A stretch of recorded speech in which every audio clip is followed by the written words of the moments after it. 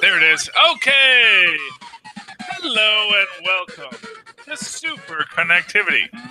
I'm your host, Charlie, the Professor Esser, and with me, as always, is the hero of the greatest podcast generation. Phil Perich. That's him. And is he not a hero? Is he not a legend in his own time? The man who, from nothing but pluck and determination, built an award-winning podcast empire. We built this thing together. You, me, Miss Hellfire. Yeah. Yes, we built this city on rock and roll. On rock and or roll. And or roll, depending on your needs. To each to their needs and to each to their ability. Okay, let's talk all the things that are things. So there's this little thing going on this weekend called San Diego Comic-Con. Yeah, it's a little convention they got out in San Diego every year. A lot of nerds hang out. You know what is actually most interesting about San Diego Comic-Con this year? Not who is there, but who is not there. Who? Marvel really isn't doing a big thing this year. Yeah, but do they say Lucas isn't doing a big thing this year? Yeah, but isn't there like a Disney isn't there like a Disney event? I think they save a lot of their big stuff, at least movie-wise, for that anymore, doesn't it seem like? Yeah, well, you know what it is of course, I think that's like one of the most, it's like the biggest thing about these moments is that, everyone wants to control their own narrative. And basically, Disney has decided, I think they call it D24, or something along those lines. Something like that, yeah. Why D24? Goodness knows. But basically they said, we've got enough nerdery, we don't really need everyone else's conventions. Well, yeah, that way you can that way you control it. You can shine the spotlight on what you want, and the MCU stuff, the Star Wars stuff is going to put butts in the seats. So, you can have your own, hey, look, our convention's huge. Yeah, well, and for what it's worth, it would be, Oh, yeah. And, of course, it puts all of these, what's interesting is it does make you wonder about the idea of, old media and the death of old media, and how independent con producers are now being essentially squeezed out by their corporate overlords. Now that, let me put it this way, now that AT&T Warner's is a thing, or as I like to call it, America Online. Now that America Online is pretty much the biggest company in the world, we're bringing it back, baby. I wonder if DC is going to be there next year. I wonder if they're, because of course, and interestingly enough, among the people that aren't there this year is also Game of Thrones. And Game of Thrones is part of HBO, which is of course now part of the AOL family. Yeah, but was that this year? I thought they like Game of Thrones. Did they push it back like the last season or whatever? Well, if nothing else, you just have George R.R. Martin. Ah, true. And like they do have something from George R.R. Martin, like one of his lesser products is there, and I think it's a Sci-Fi Channel thing or something. But when you, but not only is Game of Thrones not there, Westworld is not there. All of the HBO properties are not there. Yes. And so it is the suggestion that sure DC's there because it is the Comic Con, but it does suggest that AT&T may say, you know what, we can do AOL, the convention as well. And the online American convention. All be digital. Comic-Con, the original idea was just to keep it comics, but again, with these big corporations gobbling up all these movie companies, it's like, well, again, do you want to share the spotlight with your competition? It's like, no, we'll have our own thing and spotlight all our own, But you know what? I'll tell you this. This is your $1 billion idea, Time Warner. When you do the Online America convention, It's going to be an online convention. Mm. And you know all those rooms that people are spending 6 weeks in line for? Or more. Now you can go to it as a premium service for $10 each. And if you could get into, you know, this room for $10 each, or, you know, $5 for the cheap rooms or whatever, you know, and we'll still have a bunch of people in cosplay wandering around that we can have like little main room things that you can look at too. You know, honestly, that idea of that idea of an online presence for these conventions could be a real selling point, and I think that's where AOL should go next with this, with their dominance of the online world that is America and beyond. All you big companies, AT&T and everyone else, start working on those 3D holograms. You know, how much would people pay to like sit in your living room and have like 3D holograms where it looks like you're in the room?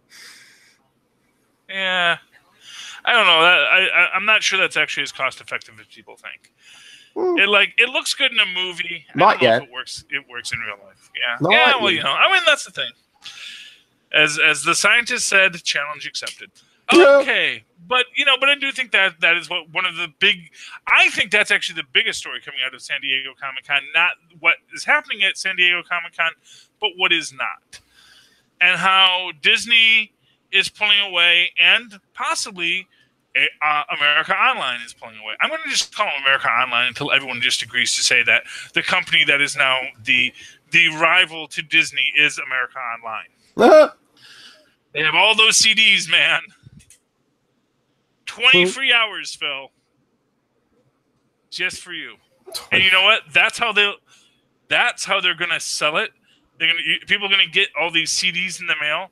It says 20 free hours of America Online on your disc, and you're going to put it in, and it's going to give you 20 free hours at the America Online convention next year.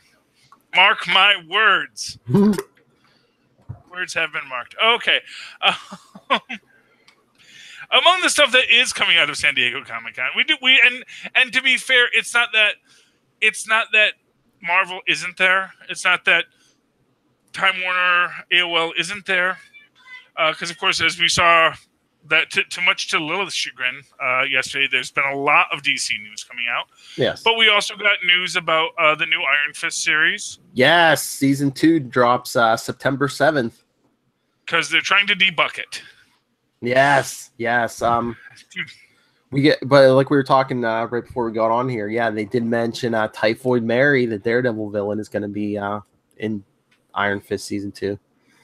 So, and I wonder about this because, as I understand it, like Typhoid Mary's thing is she's like suffers from multiple personality disorder, and she has like a bunch of like she has telekinesis and pyrokinesis, yeah.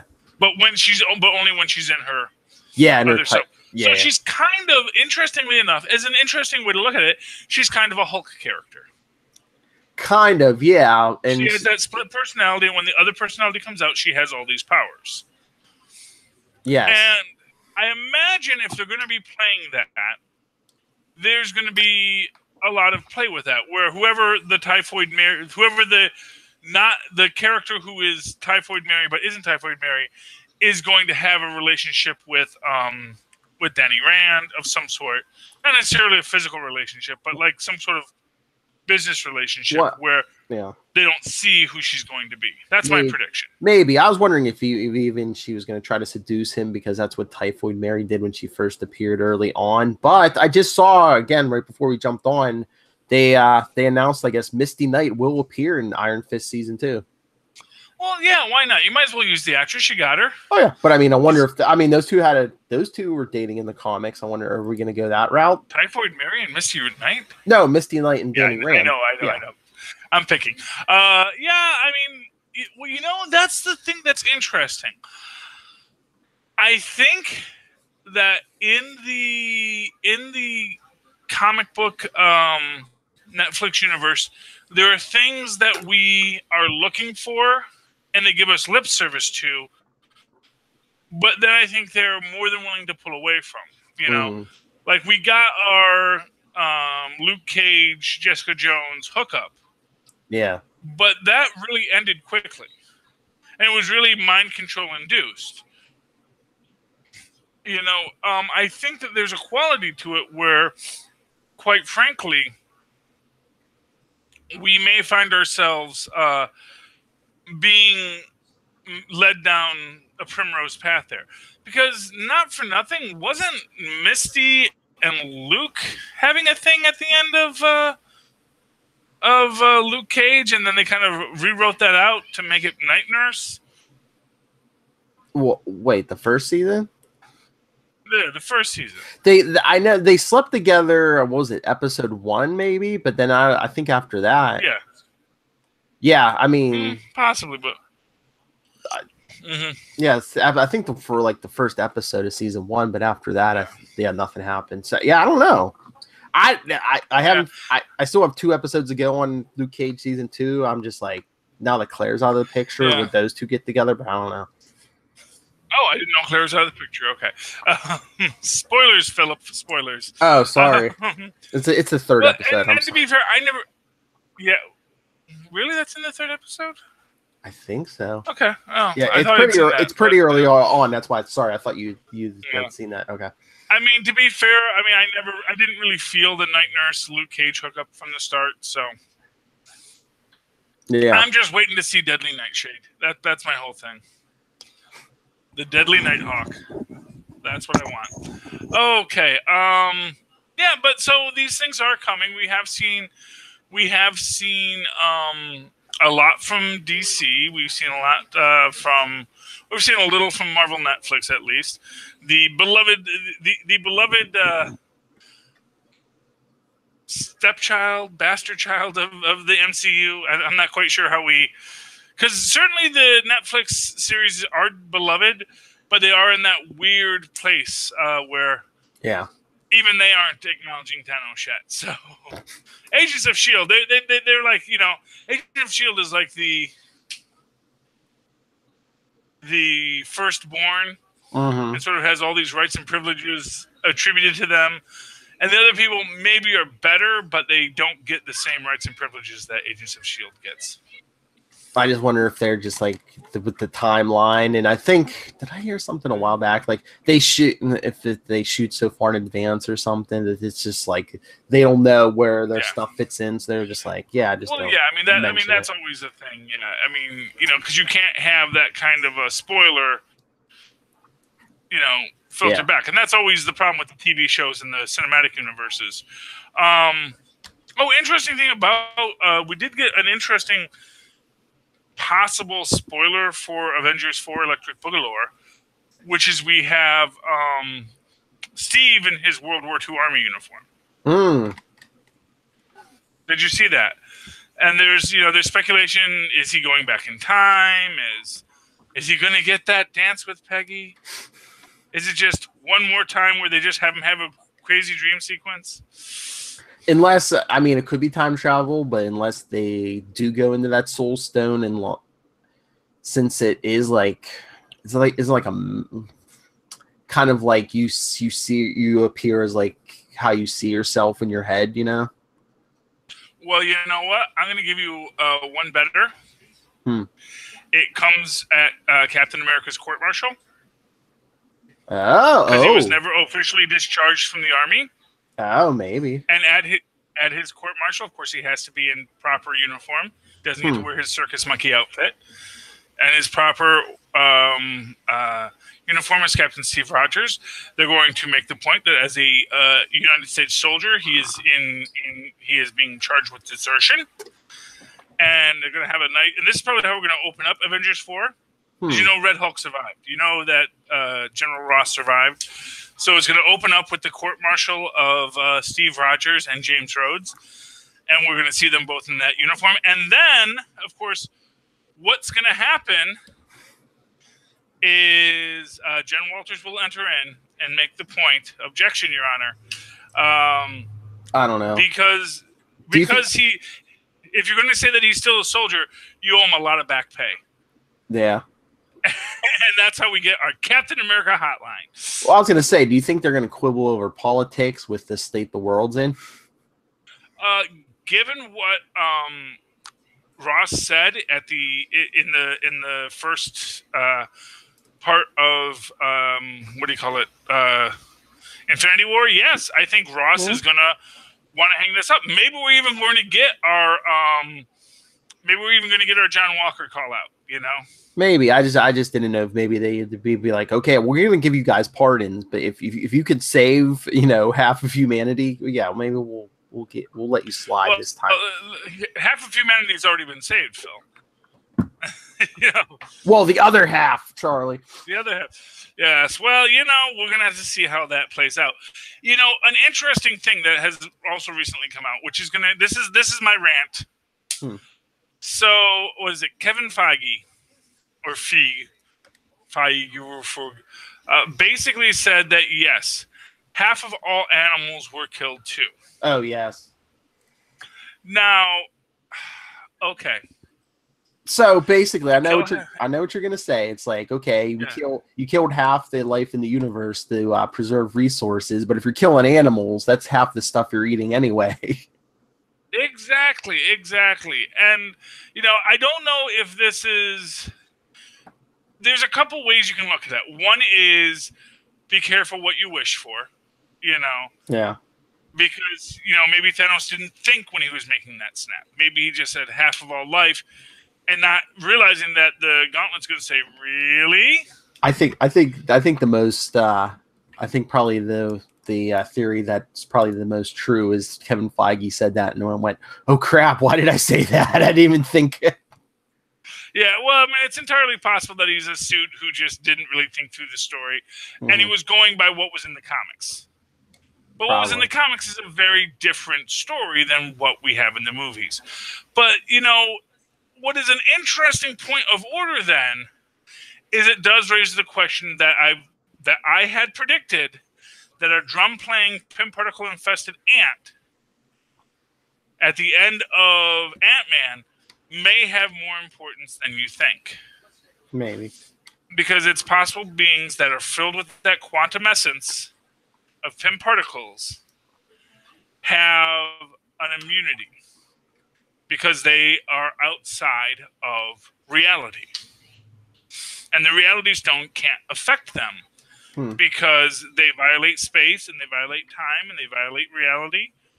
The only thing that could affect them is a soul, but ants don't have souls. Oh. Oh, yeah. Fight me, nerds. Anthony! All right, let's go down some of this list before we get to the gun stuff. Before we run out of time for the. Oh, did you see? We talked a little about the Joker movie last night. With Joaquin Phoenix. Yeah. One bad day. Did you see who's in talks for to possibly get cast in that also? Are we getting a Harley Quinn or? Oh no, I don't know, but that's. You're gonna say Zachary Quinto? No, supposedly they're in talks with Zazie Beetz, who played Domino in Deadpool 2. Oh.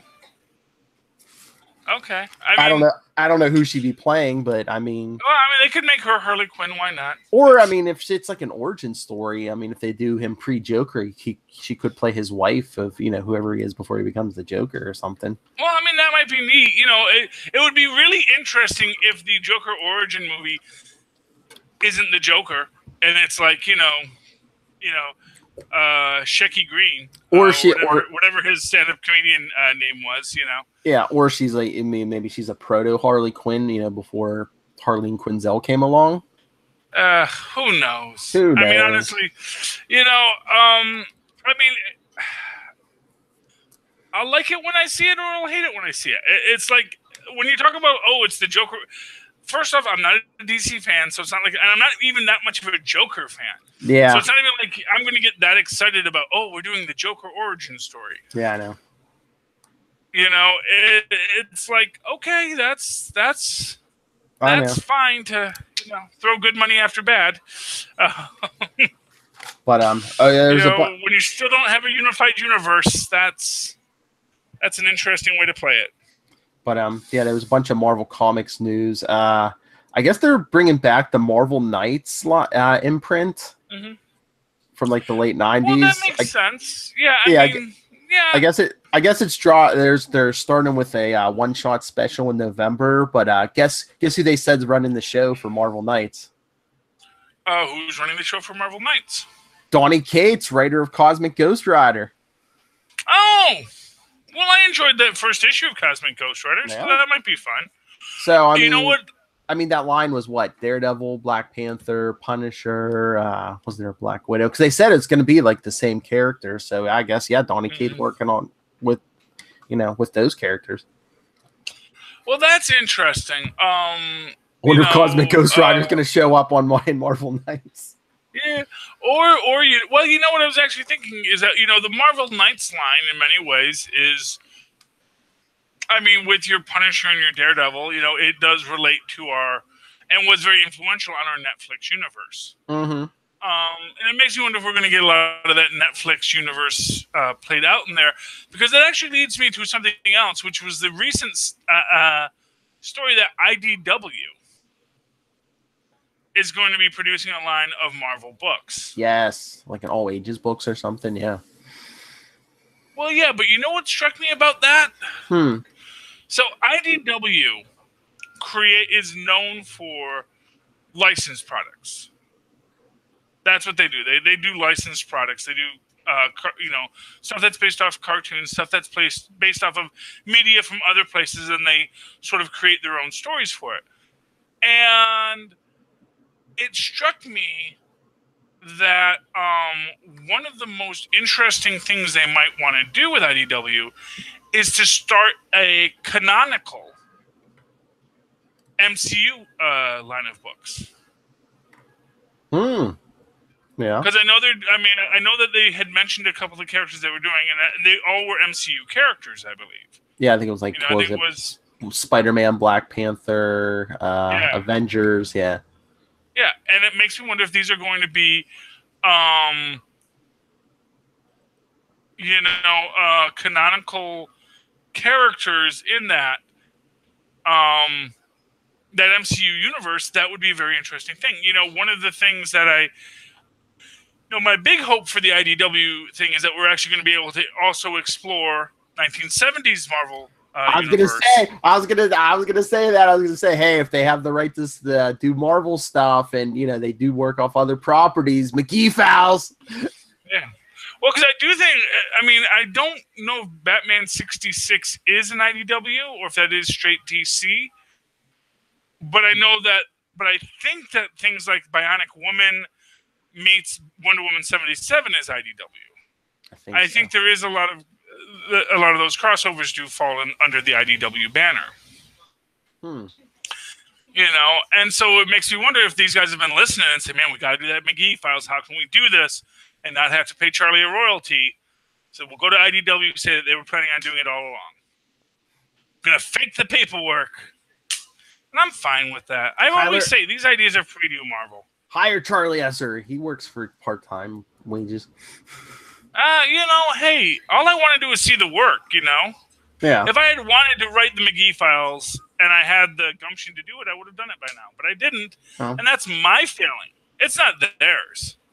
They might have been waiting and say, Charlie isn't going to write this damn thing. He keeps on talking it, but he's goofing off. He's doing podcasts. He's drinking apple juice. He is not being a responsible, unpaid employee of the fan network. And so they said, you know what, let's just pay IDW $1 million instead of Charlie Esser. Have them write it. I blew my shot, Phil. I blew my shot. Speaking of high numbers, they did announce pre-orders for Fantastic Four #1 are like over 400,000 or something. Okay, well, that's a good number. For pre-orders. I wonder how many of those are... Yeah, I wonder how many of those are collectors. Variants. Yeah, it's like, because they're just like with Amazing Spider-Man #1 and a couple other books. Yeah, there's like a ton of variant covers for it. So yeah. Yeah, it's fine. If it keeps the business afloat. Yeah. I kind of look at, hard copy collecting as a weird kind of fetishistic market, since so much comic book imagery is online now.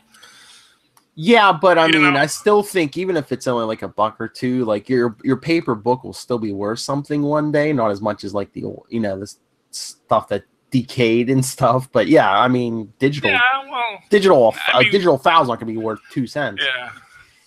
No, but I was listening to the Wait What guys doing the Baxter Building this week, and they were talking about like the drop-off and the Fantastic Four numbers during the DeFalco run. And there's a whole argument about, what's driving these numbers in 1992. Is it just that this is the peak of the market? Is it and like they're having this fall off at what should be their peak? And it was a whole thing, and they kind of went back and forth on it. But it did bring up this point about how a lot of times these big numbers are just driven by people that are buying. They're not buying one issue; they're buying multiple issues. Like people who go to the movie more than once. Mm-hmm. Except when you go to the movie more than once, it's because you can't just reread the movie you just saw. Mm-hmm. It's like I don't know what I'm going to read if I read the book that has the variant cover, but that's me. Want to talk about Gunn now?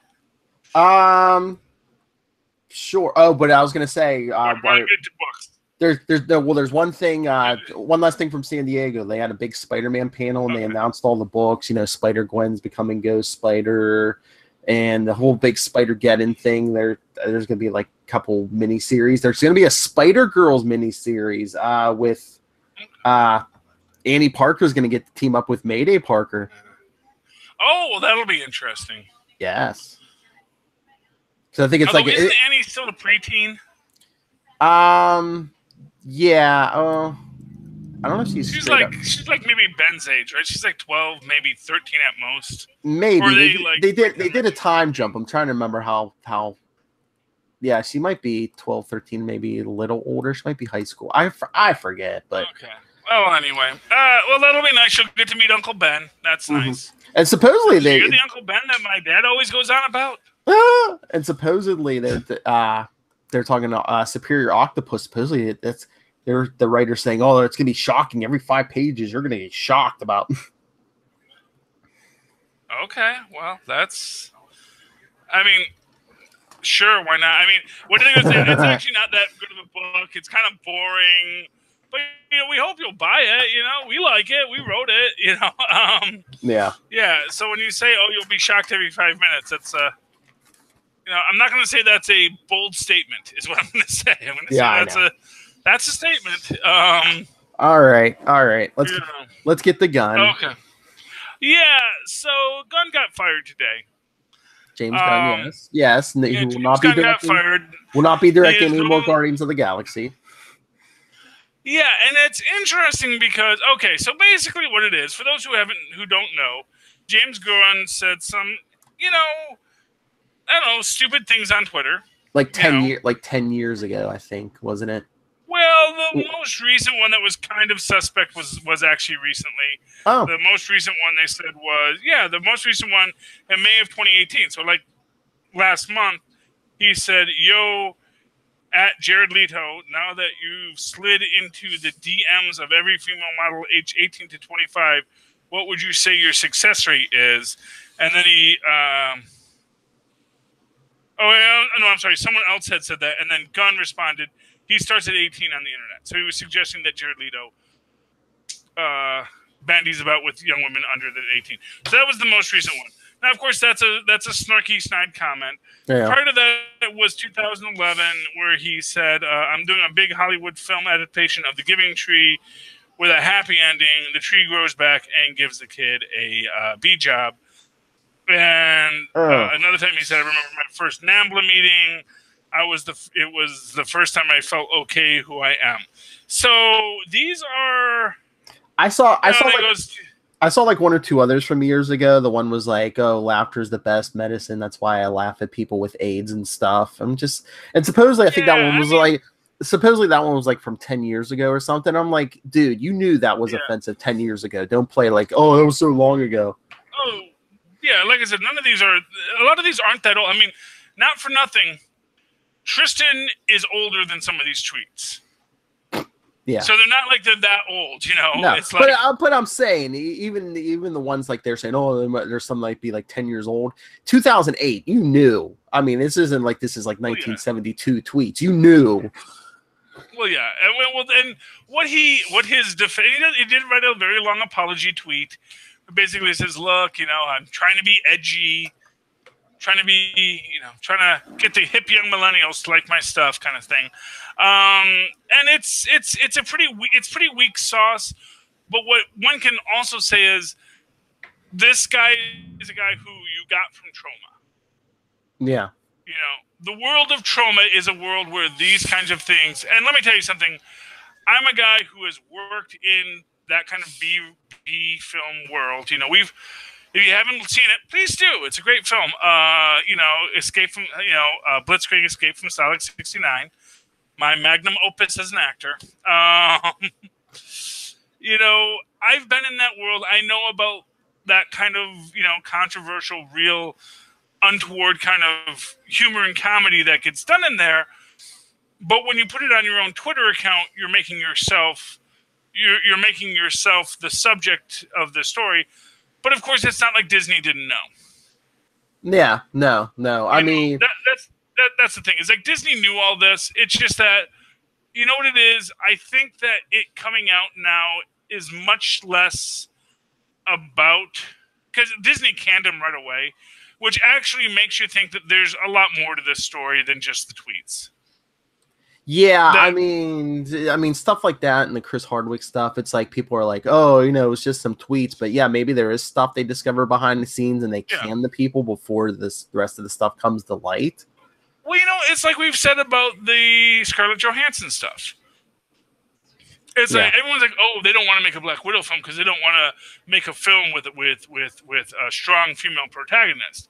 And it's like, well, no, it's just that the person you want us to put all our money on keeps on doing stupid things and then saying stupid things about why she's doing that stupid thing, And it's like, it's not that we don't want to make a Black Widow film. We just maybe don't want to make it with Scarlett Johansson. But I mean, the whole James Gunn thing, it's like, it used to be like drugs or a sex scandal. It would take down Hollywood careers. Man, Twitter is the Hollywood killer now. Well, no, because that's the thing. It's like, well, they're hanging it. Twitter's giving them the platform to hang themselves with their words. Well, yeah. Well, what I'm going to say is like drugs didn't bring down Robert Downey Jr. No. Missing call times brought down Robert Downey Jr. No one had a problem with him being a drug addict. They had a problem with him not showing up for work on time. Yes. To quote Keith Richards to the one of the guys from Oasis, it's like, dude, I slept on a chandelier last night and I got here on time. Because Oasis, oh man, we partied a little hard, that's why we're late, because he was doing something with this. And Keith Richards was like, dude, you're talking to the Rolling Stones. Do you know how much stuff we've done that you haven't even thought of? And we're always here on time because we're professionals. Because if you want to be a drug-addled, crazy person, that's fine in show business. But show up on time, hit your mark, and do your work. Nobody likes it. Nobody likes to slack off. That's why Charlie's losing all that McGee Files money, because he's a slack off. You know what I was thinking when I heard this? I'm like, I wonder if like these big companies like Disney and stuff are gonna like start putting. Can you put stuff in their contracts like, okay, we're gonna sign you to this like multi-million-dollar deal, but you have to scorch earth your all your social media accounts. You can keep your followers and stuff, but anything you've written up. These are all deleted tweets. Oh, yeah, to be fair, these were all deleted tweets. Well, didn't he start deleting them now because people started screen capping stuff, and he's like, "Oh crap, I better." Well, I mean, they've all since been deleted. That's what I'm saying. Before people discover this stuff, or Disney and people and companies like that are going to be like, "Okay, you got to like wipe your social media now and then start from scratch." It's totally possible they would, but the fact of the matter is that people take these screen caps. Not for nothing, there is the Wayback Machine. Are you familiar with the Wayback Machine? Okay, the Wayback Machine. It's basically the Internet Archive, where basically this group of people just periodically take pictures of the internet. Oh yeah, like all of it. And so stuff that's been removed offline, you can go there. You can say, well, what was on that site in 1979 or not 1979? Like. What was, so for example, there's certain sites that they realize that this has become too controversial, they'll take that item off. But you say, well, what was that item that got taken off? You can go back through the Wayback Machine, you can go to that website from 1998 and say, "Oh, here's everything that was on that site," and you can go and see that content because they've recorded it for all posterity. Yeah, but I mean, you can make it harder for people to find this stuff, though. Well, yeah, but the fact of the matter is that, like I said, it's not like Disney's lawyers didn't have someone go through James Gunn stuff. And what they probably said was these are all a bunch of stupid jokes. But the fact of the matter is, no, because here's the thing. The fact of the matter is these are stupid jokes. Yes. These are stupid jokes. I mean, if you wanted to fight it, I was going to say, because I said before about putting stuff in contracts, but could a lawyer fight this and say, yeah, they're tasteless jokes, but it's covered under his First Amendment rights, though? Well, of course they are, but you don't have a First Amendment right to a job. No. And it is an at-will contract, and he probably had a bit of a golden parachute if he didn't get picked up for the third Guardians of the Galaxy. Oh, I'm sure he's paid handsomely for the first two. Yeah. Well, yeah. Well, no, but like I said, I don't know how many contracts they had him in for directing. I don't know if they seal the directors as hard as they seal their actors. And so they have him in the contract, and if they're releasing him, he's probably getting some kind of cash out of the deal, which is fair enough, And I love you. I love you too. Anyway, I'm sorry, kids are distracting me. So the thing is that Disney knew this was a risk with him. They went along with him, and that they're cutting him out so fast actually suggests that there's more out there. And this is and to put it to you simply, it's entirely possible that Disney basically said to him, here's my actual conspiracy theory. Disney realized something about him. They came to him and said, look, you have all these tweets. Say what? Release the tweets. We'll Me Too you. And you'll give a nice heartfelt apology to your fans. We'll say, we cannot tolerate this. You'll walk away. You'll get your golden parachute. The way all execs get when a deal goes bad. And he's going to walk away. He's still going to get to work. And they're going to be properly insulated if anything else comes down the pike for him. So obviously he got implicated in something that we don't know about yet. Because, that's why you have a lawyer on retainer. I know that everyone thinks that, Danny Rand pays Hogarth all this money to just sit around and do nothing. No. Hogarth is actually constantly scrubbing Rand files, looking for every buried bone. Now, how many she brings to Danny's attention, that's up to her. But the fact of the matter is that someone is always looking for these things. Someone is always trying to figure out, okay, where's our liability in this? Where's our liability in the next thing? Because, of course, if you're a lawyer, you have to justify your existence. Yes. And fortunately, people like James Gunn give you lots of reasons to justify your existence. Yeah. And, he probably had a ticket to Thailand recently because it sounds like maybe his joking about Nambla is maybe not as jokey as it should be, So, he probably crossed some lines that maybe we can't prove but are enough to really tar you. And Disney's basically giving him the chance to give his heartfelt apology and walk away with some money. And we're all going to make sure that this goes to bed real quick. And the fact of the matter is, I think that James Gunn isn't making any further statements after his apology and getting fired. Says that, he's basically saying, I'm off to Costa Rica to enjoy my retirement, to just make this be in the past before anything else happens. I think it's a Warner Brothers plot. Well, you know what? It's until he doesn't want to be Cosby'd. No. You don't want to be that beloved character who thought he was bulletproof. Because nobody's bulletproof. That's the point. Even if your name is Gunn, you're not bulletproof. There you go. Puns. Okay, but that's my theory. Do you have any other thoughts on James Gunn and his marvelous adventures in No, just that it was a DC Warner Young- plot to Young take a Men- to punch some holes in the MCU, but yeah, no. Yeah, well, no, like I said, I mean, oh yeah, did Warner's dig this up? I mean, it's possible. But Yeah, well, I like think said, they said something about some right wingers doing it, but I was like, could it be Warner's? I don't know. well, I mean, that was actually one of the things I was thinking because he does have a lot of tweets like, Trump is stupid, which is fair. And it's fine that he does that, and maybe there were some people on the right who did. Let's see what he's done. Well, I guess let's see what he's grabbed in the past. Well, I think the story was like, some of these right wingers want to prove that there's like this culture of pedophilia in Hollywood, and it's like, oh hey, James Gunn, there you go. There's our proof. Yeah. But like I said, I think that the fact that he got Me Too so fast, yeah, and he went quietly says that, like I said, that Disney was waiting for it, and Disney had their contingency plan in place. And,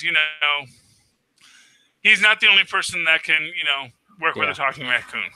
And if his brother quits in solidarity, they'll, because it's James Gunn's brother who plays Rocket Raccoon, correct?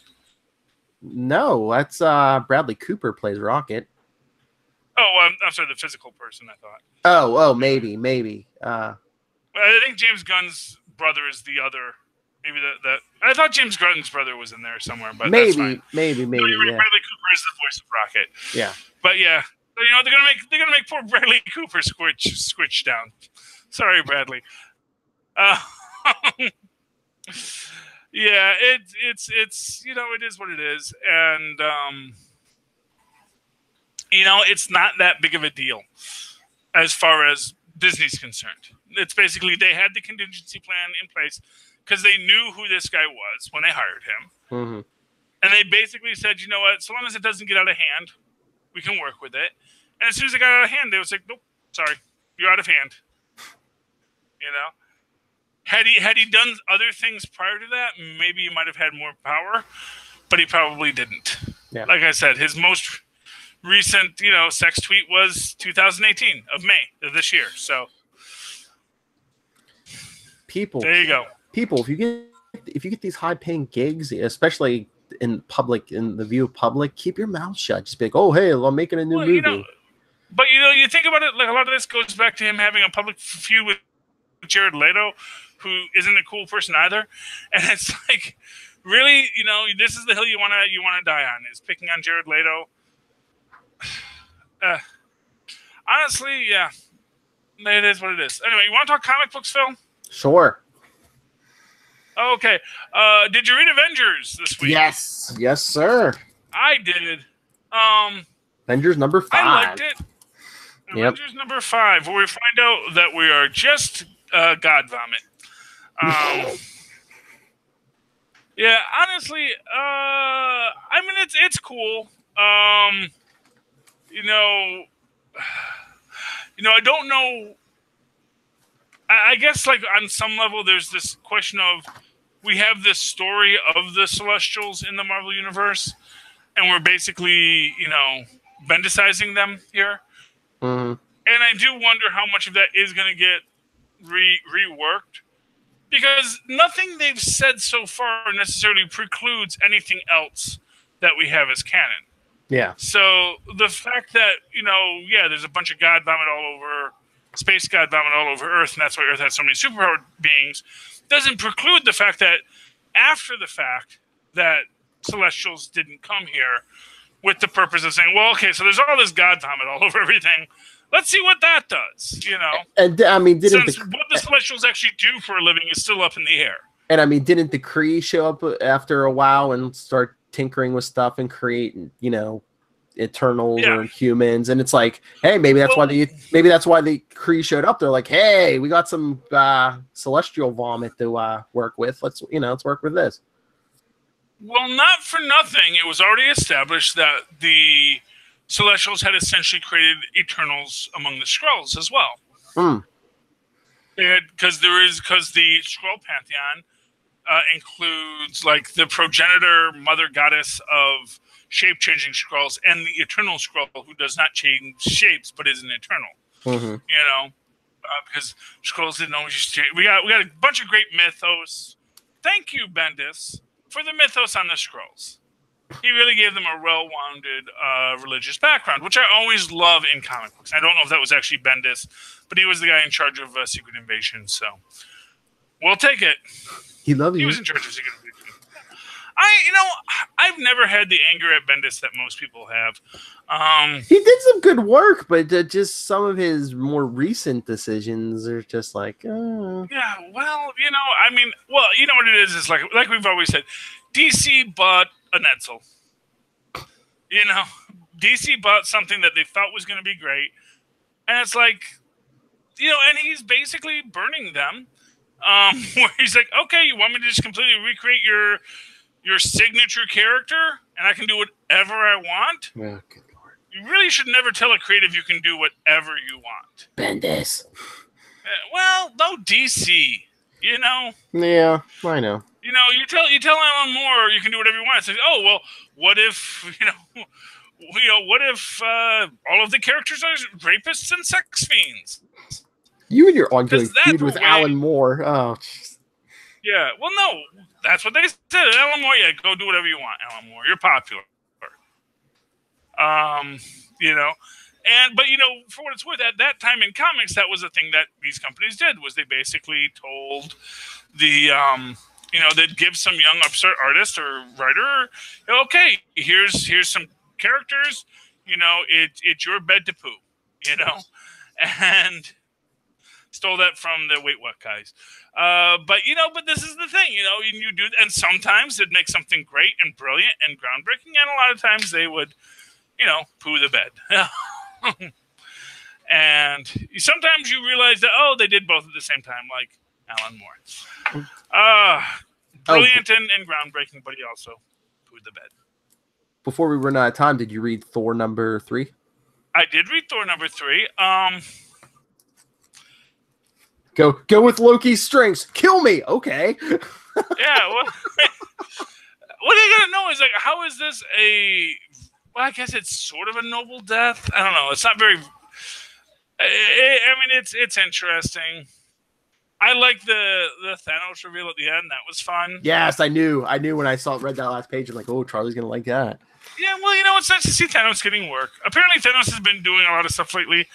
I don't read as many comic books as I used to, you know? And that Thanos, he's so superficial. He's like, hey, I found a better looking personification of death to go after. Well, he found a personification of death who isn't a tease. Yeah, oh, yes, true. You know, let's be honest here. Death is... throwing that Wade Wilson in his face, you know.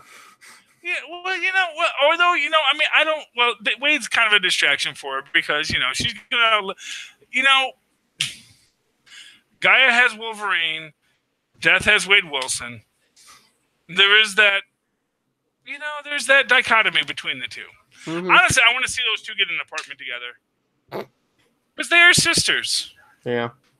I really want to see those two. I would love to see Gaia and Death hanging out in the West Village. I think that would be a great comic book series. And they're just sisters who are like, you know, had that real frenemy kind of relationship. Where it's like, you know, you and everything has to be alive. Well, why do you want everything to be dead? Ah! It's like, yeah, I know, that's our thing. It's like, you know, and guy will be like, hey, I didn't, you know, I was sad when we had to kill the dinosaurs, but I understood it as part of the cycle. You just want everything to die, man. There has to be a cycle. You have things die, I have things live. Hires, man, Marvel. Yeah, well, you know, I think someone else has had this idea. I think a lot of people have had this idea. Yeah. But the fact of the matter is that Gaia and Death are these sisters, are these twin forms, and they're not necessarily bound by their genders either, you know? Mm-hmm. As we'll remember, Death was also Crackers the Clown. That was in Fred Hembeck Destroys the Marvel Universe. And for the life of me, I want someone else to have Death take on the Crackers the Clown persona just to say, yep, I can be Crackers the Clown too. Yeah. But yeah, I mean, it's interesting. Honestly, the whole thing of, you know, well, how do we kill someone who's already dead? It's like, well, you must break their spirit. It's like, we've been living in hell. With one ounce, we can say it on the podcast. We've been living here for thousands of years. Really, you're going to break our spirits. You're cute. You're really cute. And it goes to that thing that, like Thor is like, oh, people in hell, we're not valiant warriors at their time. It's like, back with you, Thor. Don't say we weren't valiant warriors. We just maybe ran away from the fight because we realized that the fight was going to be our death. But the fact of the matter is, like, we're dead now. It's not like that's really a hindrance to us anymore. Yeah. We removed the one thing that made us not be valiant warriors. So why don't we go overwhelm these people? Because every time they kill us, they just increase our ranks. As we saw in the final battle before the universes got destroyed the last time. Before the last Ragnarok. Yeah. So, I mean, it was a good book. It was interesting. I loved the Loki. It was good book on Loki. Tyr did not want his righteous stash cut off. And Scourge is I like Scourge in this. He's very chill. Scourge. It was a great Scourge book, and Thori is, of course, always awesome. Oh, the flower girl. Yes, Thori is best flower girl, much better than Goat. Yes. And just the reference of the derisive references to the goat just made me think of the latest season of Glow, now on Netflix, not Spawn. It's a lot of fun. If you like wrestling and comedy and drama, it's actually a really good series. The Netflix Glow. It is not the actual Glow story.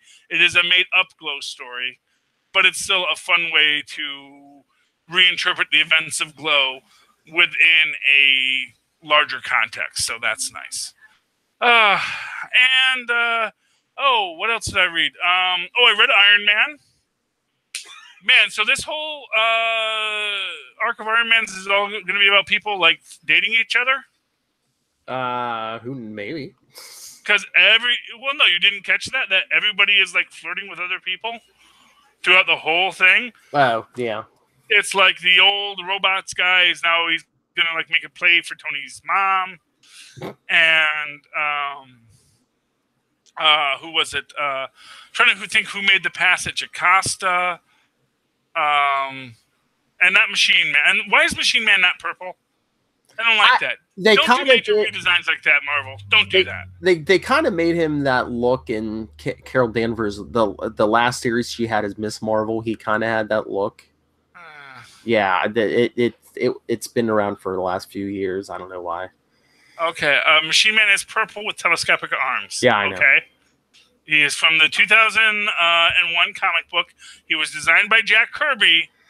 For a guy, that's what Jack Kirby designed. For a guy who claims to love robots more than humans, he's making himself look a little more human. Well, yeah, that was this whole thing. They got mad at Jocasta for wanting to be more human, which exactly. Yeah, it's like, Honestly, I'm not. I mean, obviously, he's going to be the jealous boyfriend. I'm trying to remember who was flirting with her in this, because there was someone that they established someone had a thing for Jocasta. Was it actually the robot guy too? I know that looked a little creepy when he was like, "Oh, do you eat? Oh, am I being stupid?" But I think there was someone else. There was someone else who made a passing reference to Jocasta, and of course, we do get this whole thing with Rhodey not wanting to be in armor anymore. Mm-hmm. Driving the Manticore, which is fine, It's all good. But, and Rhodey and you came back fine, but I came back wrong, which is, yeah, okay. Like I said, I don't know what they're doing with all this. Honestly, I care. Like, that aspect of the story I'm not interested in, but there's love triangle stories, because there were a lot of those in this, and I like that. I'm trying to remember who it was who had a thing with Jocasta, because there was somebody. I don't have the book in front of me. Well, I know she was saying, I know when she's walking down the street, she says people are staring at her, but then they show that Friday, they gave Friday a robot body, and the doctor staring at Jocasta and Friday saying, "Oh, this is the best place to work."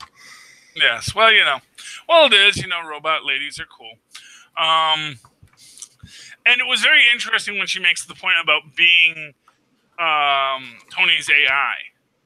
Yes. And how uncomfortable it was. Which, you know, I can imagine if you were a female gendered AI and you were stuck in an armor with Tony Stark, that would get weird fast. Yes. Because Tony seems like the kind of guy who makes inappropriate comments to his Alexa.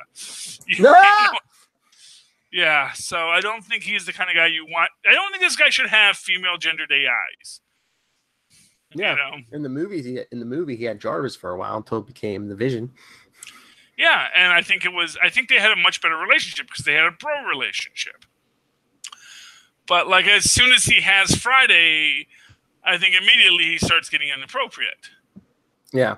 You know, and I think that's kind of maybe a statement to be made here is that, you know, as soon as you, of course, now he's got Motherboard, which is like, oh boy, this gets real Jocasta like real fast. Yeah.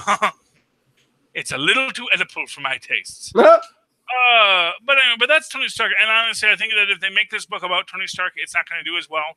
But I think if they make it about the supporting characters, there's really good. I've actually forgotten who is controlling the security person. Oh, Bethany Cabe. Oh, you Yeah. don't remember who's controlling her? The controller. Oh, the controller. That's right, the controller. You were almost there. Who's controlling her? Yes, yeah, but I forgot because I think. Wait, was that Faustus? Was that No, that Puppet Man? No, it's not Faustus. It's not Puppet Man. Who was that? The controller with his slave discs. Yeah. Oh well, that's how you do it. Anyway, so that was good. I read that, and I read. I don't know if you got the chance, but I actually went back and read some of my older books. I finally read The Champions. I did not read that. Oh, it's neat. It's neat. Got a big prediction for you. So I guess apparently there was like something that happened. Like this is all like in like this all takes place like after recent events, which includes the Grandmaster moving the Earth, some kind of run-in with Thanos, and apparently Sam no longer has armor. He doesn't have the thing, and you know he's getting the pep talk from Kamala. Big prediction. Sam will become the new Bucky. Because he's gonna have a meeting with somebody like Cap or maybe Winter Soldier himself. And they're gonna say, you know, a lot of us don't have powers, you know, and like Bucky's gonna say, you know what, I didn't have powers. I was just some plucky kid who, you know, quite frankly was too pig-headed to go away, and you know, and he's gonna get that Bucky uniform, and you're gonna have Bucky on the Champions, played by Sam. And, you know, you'll give him like some kind of cool utility belt, and you know, maybe a Bucky ring or something. Or unless they give him quantum bands or something. No, someone's currently using the quantum bands. Is she still alive? I mean, after Secret Empire, I mean, she kind of. No, she's alive. I don't think she's dead. Okay. I don't think. Oh, but what I loved about this. Oh, it's bearing the lead. Who's our guest villain? He's giant size. Oh, Man-Thing. Man-Thing, yeah. He winds up in Africa.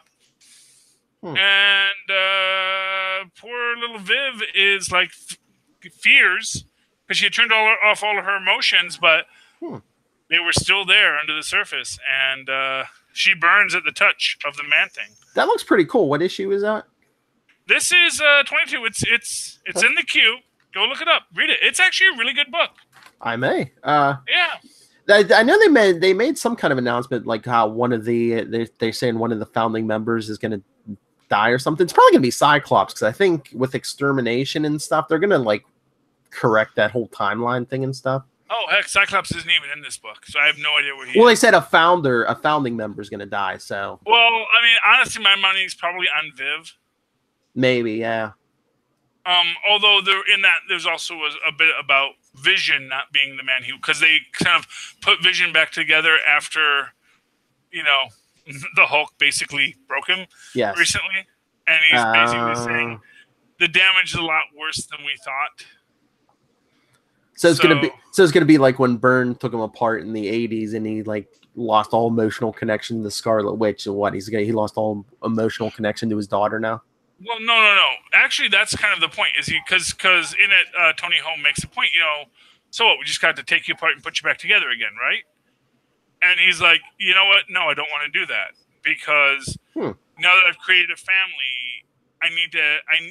Basically his statement is I can't cheat death because death is a part of life and death is a part of having a family, and I can't just walk away from my life. I can't just reboot my life because that would be unfair to my family who I'm trying to teach to understand life, He only has one, well, technically two, because I guess the dog is him too, which is weird. So, so maybe the founding member will actually be the Vision. Who knows? And then Viv will become the new Vision. Why not? Yes. Why not? I'll allow it. I also would Captain Marvel. Oh, what do you think? Like Captain Marvel #1. Yeah, Captain Marvel, or The Life of Captain Marvel, #1. It was neat. I mean, I wonder how much of any of this has been established prior to that moment. The whole two brothers. And it's weird that we only see one of her brothers. I know. I'm wondering if that's going to be something with the plot, like if the brother died or... Yeah. And then, the new brother is all banged up and, even having Captain Marvel as your sister apparently doesn't give you access to Stark level super science. Because not for nothing, she could say, "Hey, Tony, how you were dead and then not dead? My brother's kind of in a bad way. Can you fix that with your sciencey stuff?" Maybe Tony can fix it because it seemed like he wanted her back on the Avengers. So I think if he could have fixed it, he probably would have. Or maybe she doesn't want to ask him to because, again, it becomes this way of how superhuman beings cheat death. And maybe that cheapens life in itself. Well, hey, at the end of this week's Tony Stark Iron Man, he even said he brought himself back, but he doesn't think he brought himself back correctly. So yes, well, no, he didn't. But it'll be because I think Tony's actually feeling that same sociopathic disconnect from reality. I think maybe that's what that whole adrenaline junkie aspect of it was. That's what I'm thinking. That's what I was thinking. Almost like, is he maybe saying he doesn't feel emotions, or maybe he doesn't feel fear anymore? Maybe he's testing his I need to find something to make me, I'm not feeling fear anymore. Yeah, well, and of course, a lack of fear is a dangerous thing. Oh yeah. It's how if I brought myself back from the death, am I really? Do I value life anymore, or am I just? To quote another book, which I have to read because I actually got the whole series recently in the dollar bill, Plastic Fork, which is a series from the 90s. Was one of the avant-garde Marvel series called Plastic Forks, about basically creating this system that humans could reproduce asexually. But if humans could just reproduce asexually, you would no longer have a value to human life, and they just become plastic forks, things that you can create, use, and throw away. This is back when we went before it was a bad idea to throw away plastic forks and stuff. Back when you could use a straw with impunity. Yeah. Oh, the 90s. A gloriously wasteful time. Peak humanity was the 90s, let me tell you. We're gonna get rid of straws when we still can't get gun control. No, we're gonna get rid of. Well, we're not gonna get rid of straws. We're gonna get biodegradable straws, reusable straws. Yeah, they need, and this is my $1 million idea. If you made straws out of colorform materials, so you could just roll it back up, you could have a reusable straw that you could actually wash. Oh, because that's the reason you have a hard time using reusable straws, because you can't wash them. But if you made it out of the same material that you made that rubberized plastic that you make color forms out of, they would seal themselves at the far end, and it'd be a perfect straw. There you go. So there you go. $1 million idea to anyone that wants it. Free. This is why you should listen to this podcast, folks. Free ideas. That's right. Yeah, I mean, I could make it, but I'm lazy. Okay. Any other final thoughts for tonight's episode, Philip? No, I think we've covered quite a lot. We have covered quite a lot. Hey, you said you had extra time. That's fine. That's fine. You know, I said, well, why don't we start a little later so I can watch Jeopardy with my wife? She says, no, I want that break between my next thing. It's like, you fool. You'll just give me more time to talk. No, Okay. I mean, sometimes we do go this long, and I don't think we cover half of what we covered tonight. So Yeah, well, that's good. We covered a lot of stuff, and that's what I like. So, Philip, how can people tell us what we forgot to cover? if anyone wants to get a hold of us, we can always email me, nightwingpdp@gmail.com. On Twitter, I am at nightwingpdp. And Charlie will tell you where you can email Superconnectivity, but we're also on Facebook, facebook.com/Superconnectivity Podcast, @SuperConnectPod on Twitter, and find Capes and Lunatics on Instagram. And, of course, you can always write to me in that old-fashioned email way the way our Moz and Paws once did, just like the Vision does, at superconnectivityblog@gmail.com. That's superconnectivityblog, all one word, @gmail.com. I got to tell you, I'm waiting for the day that a comic book refers to. It's an ancient form of communication called email. What? How does that work? And, of course, you can always follow me on the newfangled Twitters, where I try not to get myself in trouble. The danger like zone. poor Mr. Gunn. At Charlie Esser, that's CharlieEsselCR. Look for the 2 E's right here, right there in the middle. And what does that mean? Quality. Don't know if you can hear that. There we go. Look for the 2 E's in the middle for quality. There we go. Anyway, do that. Follow us and connect with us. Thank you for doing so, ladies and gentlemen. And please, next week, super connect with us once again. What Nacht? Schlafen Sie gut. And I forgot, call us. Voicemail 614-382-2737. That's 614-38-CAPES. Oh, yeah. For those who have a phone that has letters on it. 614. What is 614? I don't have the letters on this one. Just got to come with your Klondike 5 kind of. Kill 5. So that is. 1 second. Oh, you know what? You have one in there, so it's because one's a blank. So